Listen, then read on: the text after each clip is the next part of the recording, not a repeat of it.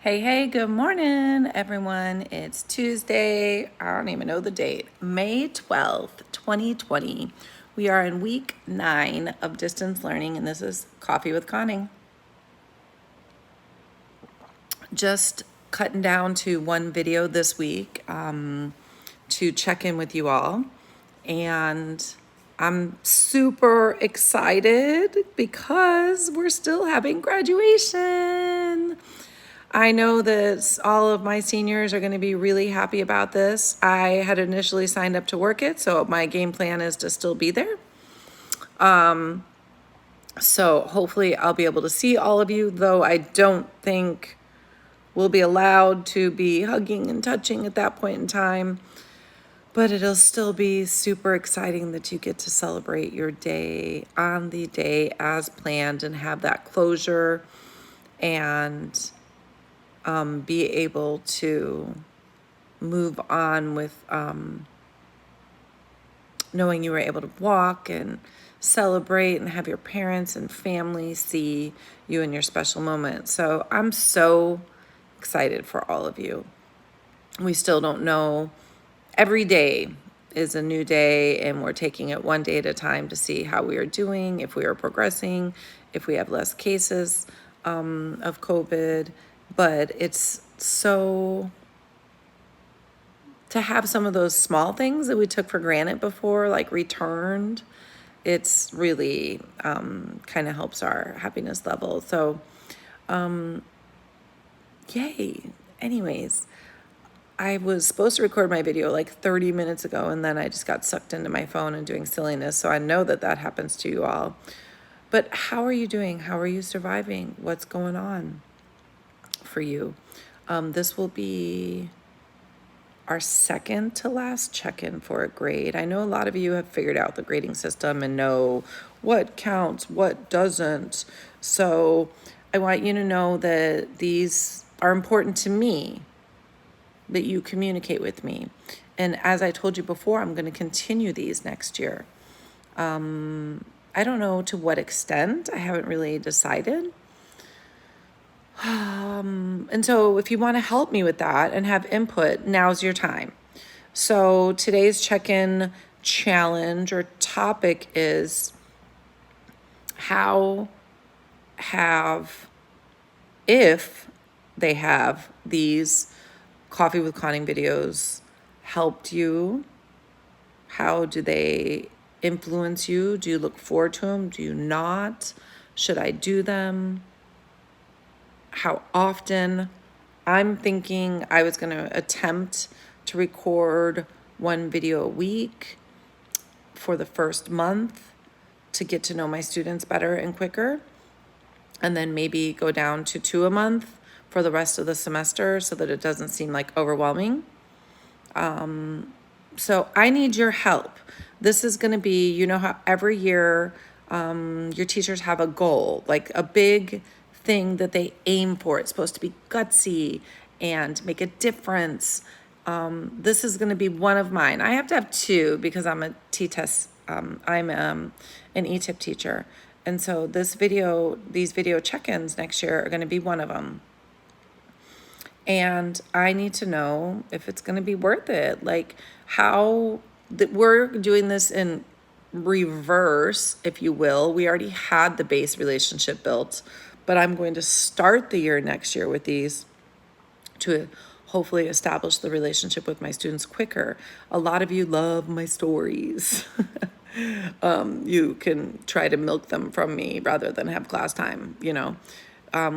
Do I share stories? What do I share? And what should I ask my students to share with me?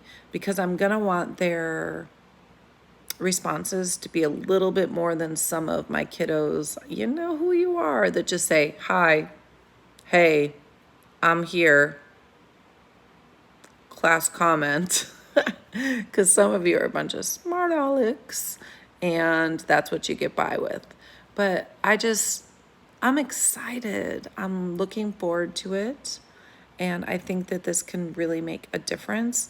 I want my experience as an educator, a teacher, a mentor an influential person in you, my students, and in their lives. I want this experience, this distance learning, to influence me for the rest of my career. Like, I don't want to rewind and go back to the way we were. Do I want to be in person? Oh, my nose itches so bad. I'm sorry. Yes, I desperately want to be in person with you all. I want to be in your presence, feed off of your energy, give you my energy. I love that dynamic. But I also love some of these distance components that we've brought in. We've always had our Google Classroom. We've done everything as electronic based as possible because that is our reality. That is our future.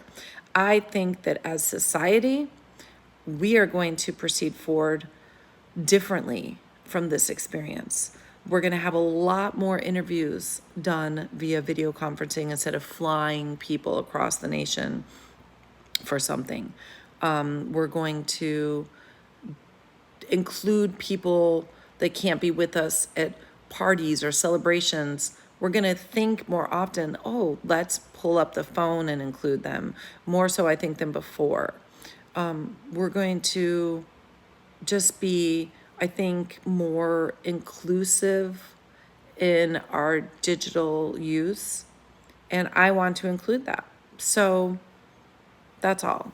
I clearly missed you all with only one video last week and one video this week. And then there'll be one last video next week for the final Coffee with Conning. Because we're nearly there. Like, we are in our fourth 6 weeks. Next 6 weeks is our fifth 6 weeks. And I'm going to do no new information or new knowledge on the 6 weeks. There's no final exams for us. And I think all classes, but don't quote me on that because I don't know if your core classes are differently. And so it's just so exciting to think that we are coming to an end, but it's also a little sad, because we missed some of our opportunities to do some things with each other. But I want you to know, even though our time in physical presence together was short, that you still are part of my history as an educator. You still are a relationship that matters to me. Now, I'm going to tell you something. This is a little secret. I probably won't remember your name when I see you. Is this because we didn't see each other in person very much? No, it's because it's always that way for me. Always. I'm terrible with remembering names. And I've made the mistake a couple of times of calling some of my past students the wrong name. There's nothing more embarrassing than that. So rather than embarrass myself and upset you and make you feel like you're not valued, because it's not about that I don't care for you, that I don't remember your name. It's about quantity. I teach approximately 180 students per semester. So all of you are new to me. So when I have a kiddo that I taught as a freshman that comes back as a senior and is like, oh, miss, I'm so happy to see you. Let's say I taught them first semester, freshman year. I have had 1, 2, 3, 4, 5, 6-ish rounds of 180 students since then.